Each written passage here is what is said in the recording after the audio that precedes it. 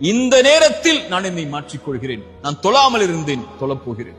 நான் பொய் கூறிக் கொண்டிருந்தேன், பொய்யை நிறுத்தப் போகிறேன். நான் புறம் பேசிக் கொண்டிருந்தேன், புறத்தை நிறுத்தப் போகிறேன். பிறருடைய மானங்களை பற்றி பேசிக் கொண்டிருந்தேன், இனிமேல் பேசப் போவதில்லை. என்னுடைய பெற்றோர்களுக்கு முக்கியத்துவம் கொடுக்காமல் இருந்தேன், இப்போது கொடுக்க போகிறேன். என்னுடைய உறவுகளை ஆதரிக்காமல் இருந்தேன், இப்போது ஆதரிக்கப் போகிறேன்.